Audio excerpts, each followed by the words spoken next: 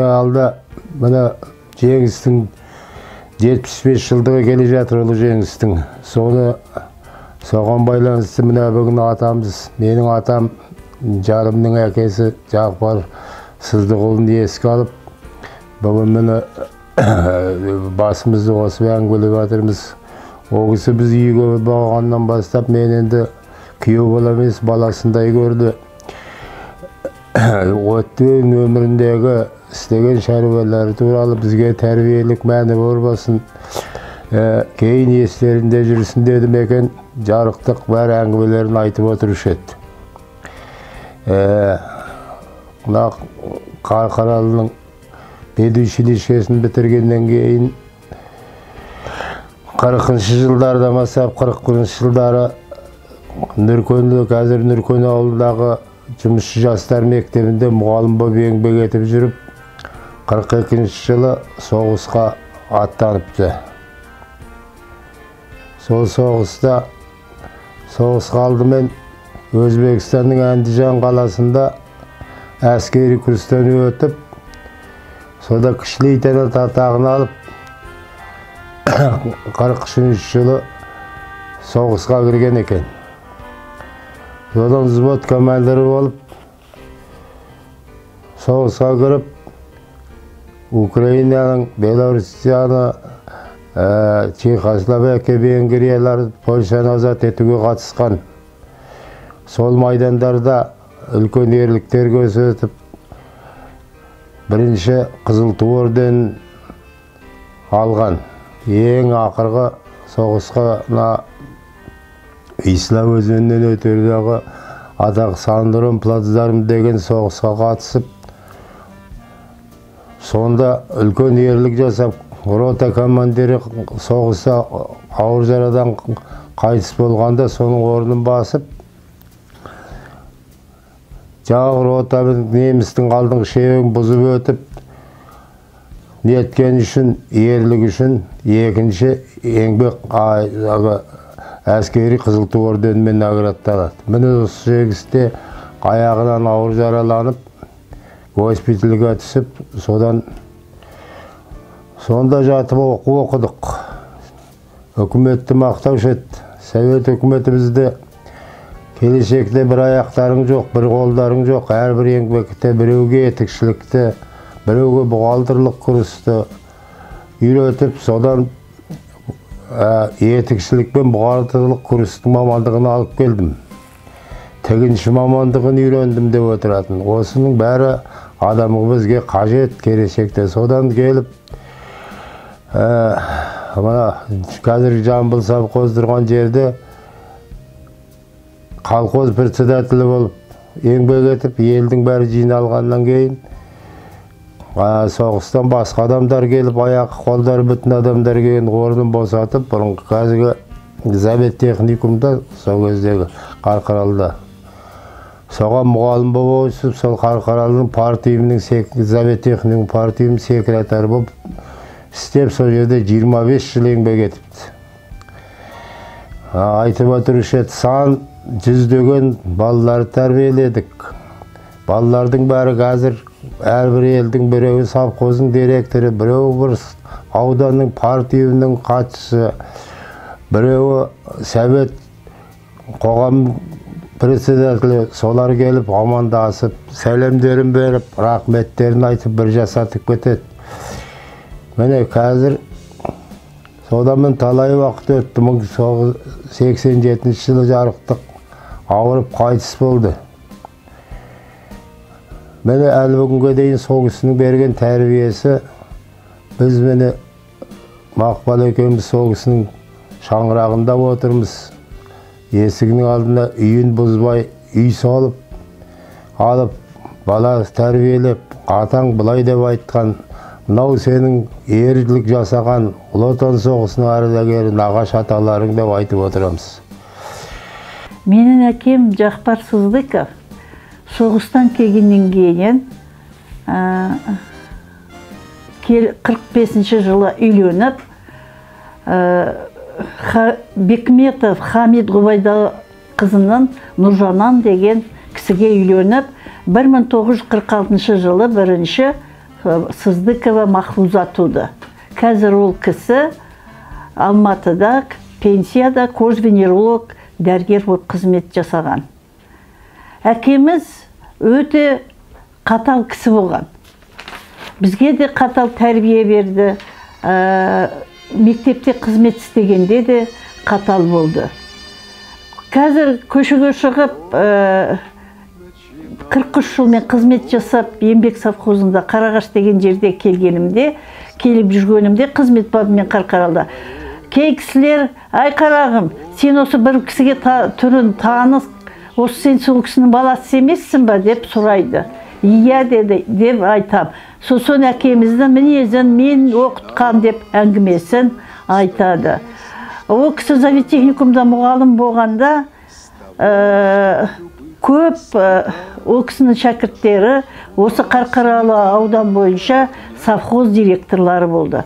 Мысалы Малгелді, Жұмажан, Мусин деген кісілер түгелі жақсы оқыдық, өте қатал кісі болды. Парасатты, адал сондай деп естеріне алады. Кешке мектепте оқыған кісілерде, қазірде де ол кісінің оқыған шәкірттері де азайып бара жатыр тоже. Ол кісі кездескенімде, мен өзіме қазір 44-те де ұстаздық қызмет жасаймын. Онда да шәкірттері жұмыс істейді. Солар еске алып айтып отырады. Өте қатал кісі деп. Ол кісінің Запорожец мәшинесін 3 мәрте айырбастады. Үкімет инвалид первой группы соғыс ардагері деп 3 рет Запорожец мәшинені айырбастады. Сонда бірінші рет өзі жүргізе алмай жүргетін, білмейтін, кешкі мектепте оқитын балалар келіп, бұлай жүргізесіз деп үйретіп сөйтетін. Кейіннен үйреніп алғаннан кейін Қарқаралының көшесінде Запорожецқа общественный инспектор дегенді сондай Қарқаралының халқы сыйлағандығы сондай жасап беретін. Машинаға общественный инспектор деп жазып алып, өзі ала таяғы болатын, жанында Тимур деген баласы бар деп еске алып, Қарқаралының кісілері айтатын.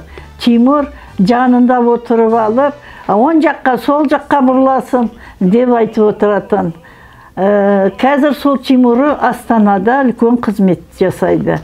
Енді әкеміздің мінезін өзінің оқытқан шәкірттері еске алып, кейде бір күлкілі жағдайы болғанда, сол общественный инспектор болып жүріп, өзі тәртіп бұзып бара жатса да, ала таяқты алып, бүйтіп ұрсып кететін деп еске алып отырады.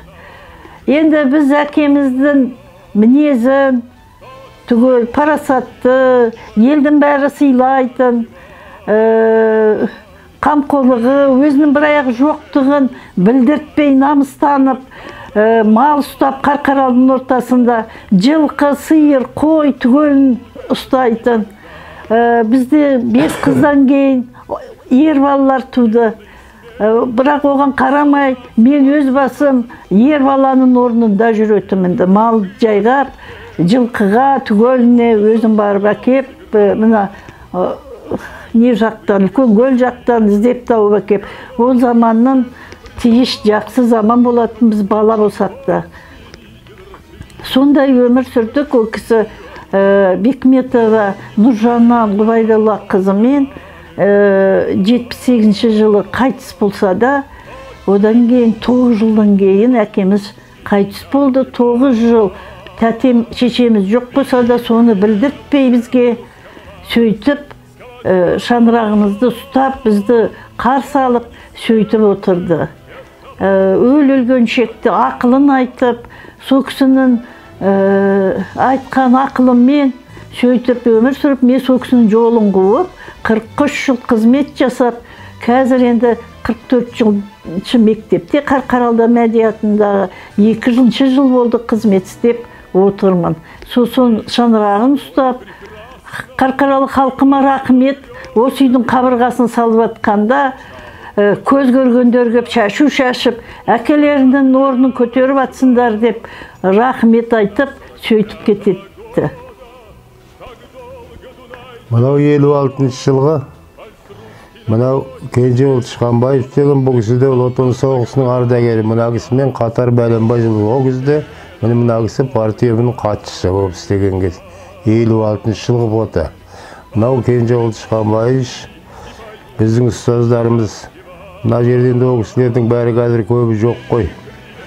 Мынау енді бертінгі суреттер.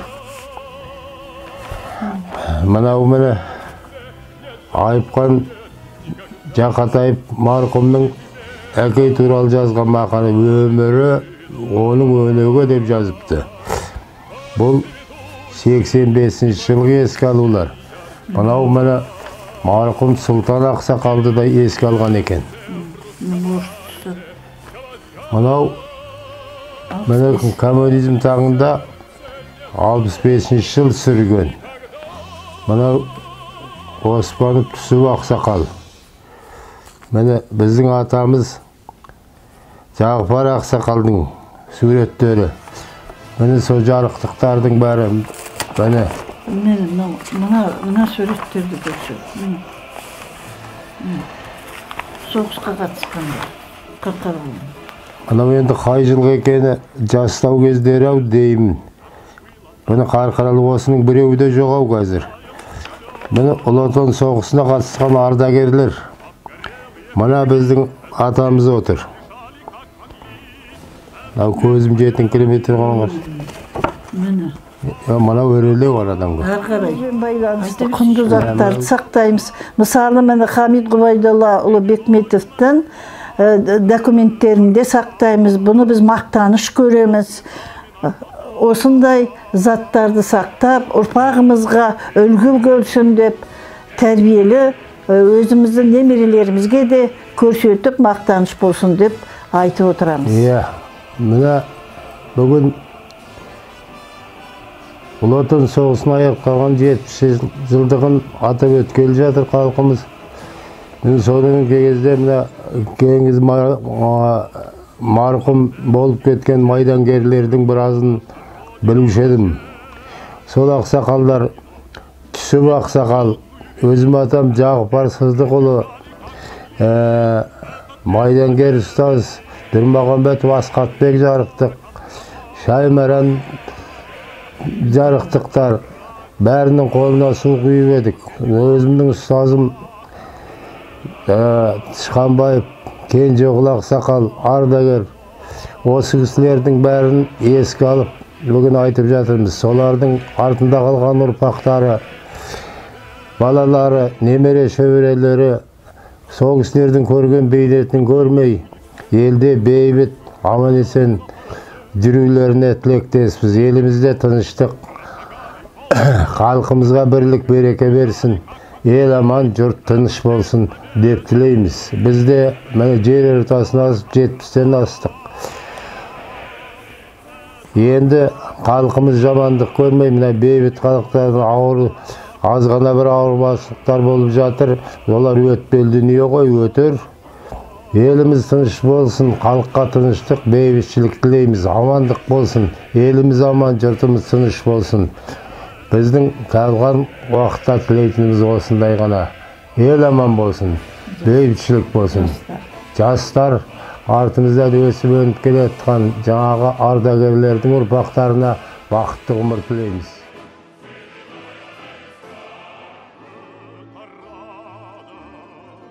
Со слезами на глазах